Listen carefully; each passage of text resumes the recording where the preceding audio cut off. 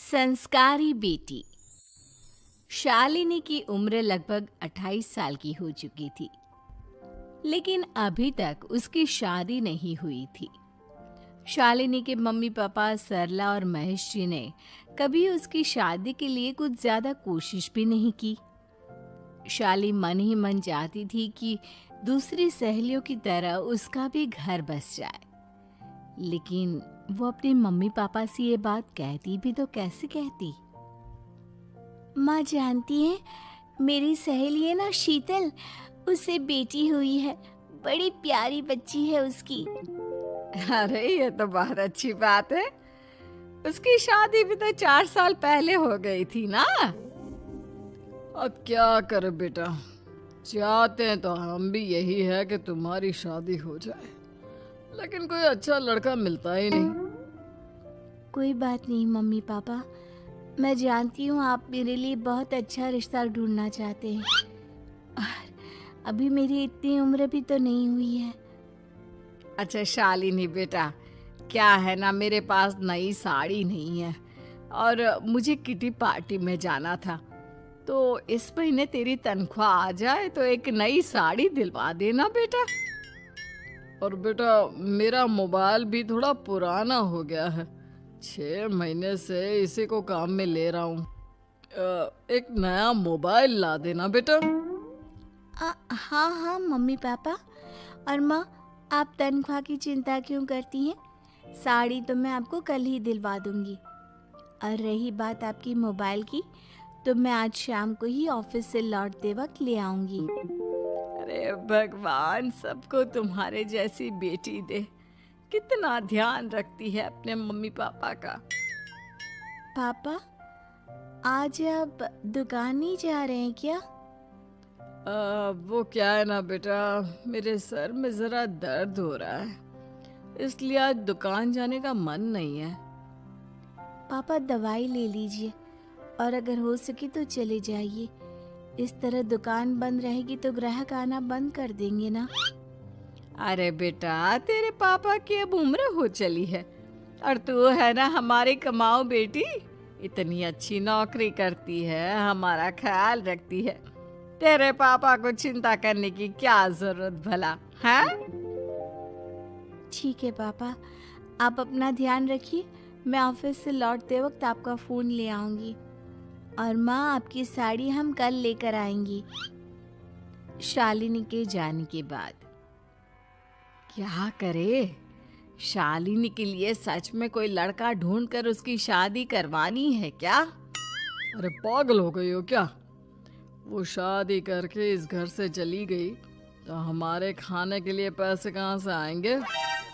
जानती हूँ वैसे भी आपको ना दुकान पर जाने में, काम करने में आलस आता है, अच्छे से पहचानती हूँ आपको।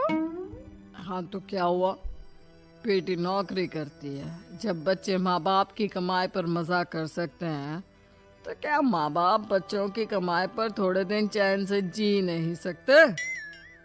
अरे वो तो हम जी रहे हैं ना, देखा ना हमारी बेटी एक ही बार में हमें मोबाइल और साड़ी दिलाने के लिए कैसे फट से तैयार हो गई। एक दिन सरला की एक पड़ोसन अपने भतीजी का रिश्ता लेकर सरला के घर आती है। सरला बहन, ये मेरा भतीजा है प्रशांत, इसके लिए रिश्ता ढूंढ रही थी बहुत दिन से। अचानक से तुम्हारी बेटी का ख्याल आया। इतनी सुंदर और अच्छी नौकरी वाली लड़की है, मुझे तो बहुत पसंद है। अरे तुम्हारे पसंद करने से क्या होता है, मेरी बेटी को भी तो तुम्हारा भतीजा पसंद आना चाहिए ना। हाँ हाँ, ऐसे थोड़ी ना कि तुम्हें हमारी लड़की पसंद आ गई और हमने रिश्ता कर दिया।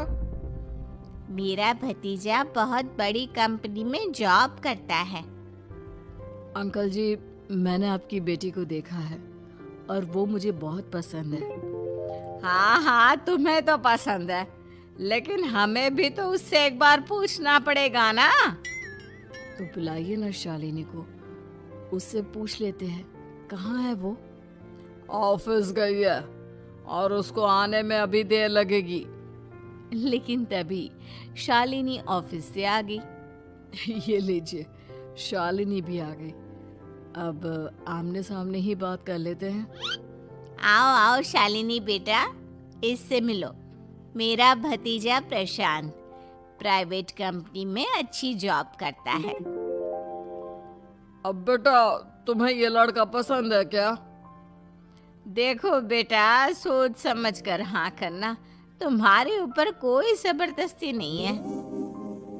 मम्मी पापा, प्रशांत की जॉब और उसकी बातें सुनकर मुझे तो काफी अच्छा लगा। मैं उससे शादी करने के लिए तैयार हूँ।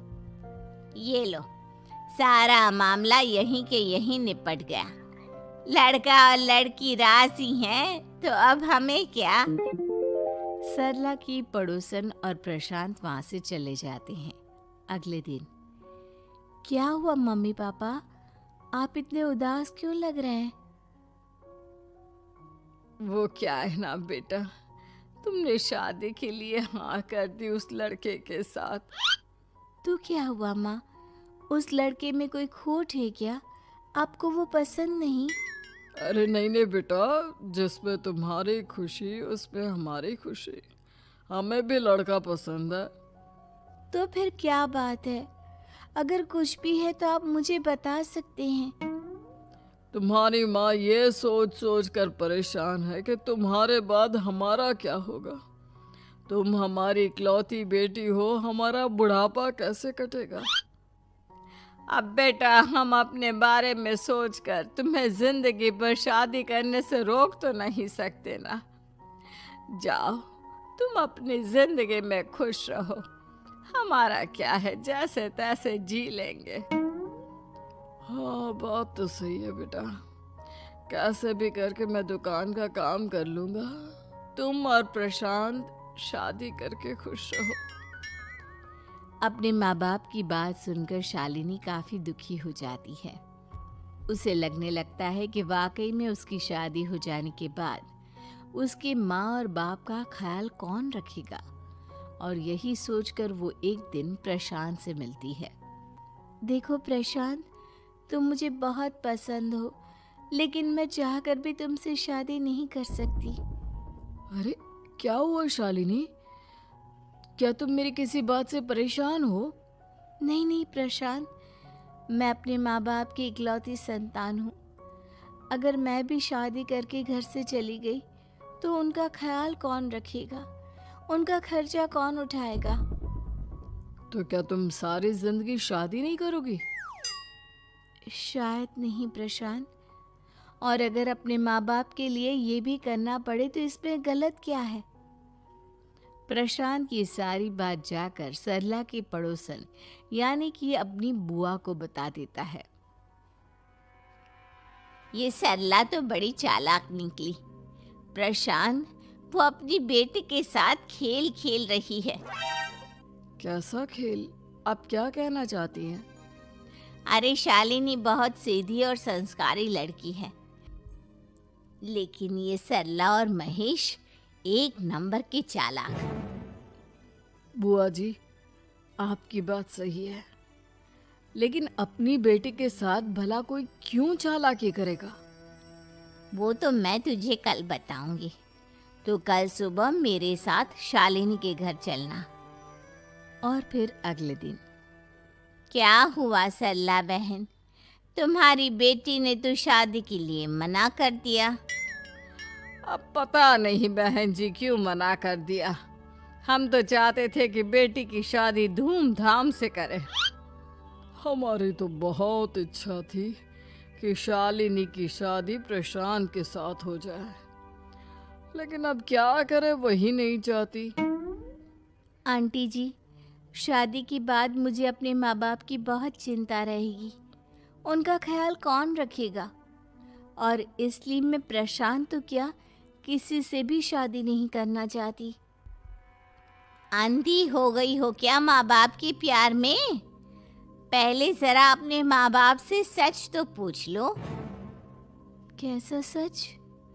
यही सच शालिनी, कि ये तुम्हारे सगे माँ बाप नहीं है और तुम इनके लिए सिर्फ पैसे कमाने का एक जरिया हो। अरे अरे, यह तुम क्या कह रही हो?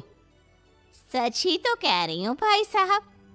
अब सीधे सीधे अपनी बेटी को अपनी सच्चाई बताओगे या फिर मैं कोई दूसरा तरीका निकालूं? हमें माफ कर दो शालिनी। वो क्या है ना, हमारी कोई औलाद नहीं थी और जब तुम छोटी थी तो हमने तुम्हें गोद ले लिया था। तो इस नाते तो मैं आपकी बेटी ही हुई ना। लेकिन तुम्हें गोद लेने का हमारा सिर्फ एक ही मकसद था कि बड़ी होकर तुम नौकरी करो और हमारे लिए पैसे कमाओ, क्योंकि तुम्हारे पापा को काम करने में बहुत आलस आता है। और ये सच है कि हम ही नहीं चाहते थे कि तुम्हारी कभी भी शादी हो। कोई बात नहीं मम्मी पापा, आपने मुझे गोद लिया, पाल पोस कर बड़ा किया। भले ही उसके पीछे आपका कोई भी इरादा सही, लेकिन मैं आपकी बेटी हूँ। शादी तो मैं प्रशांत के साथ कर लूँगी, लेकिन उसके बाद भी जिंदगी भर आप दोनों का ख्याल रखूंगी। शालिनी की बातें सुनकर सरला और महेश को अपनी गलती का एहसास होता है और वो उससे माफ़ी मांगते हैं।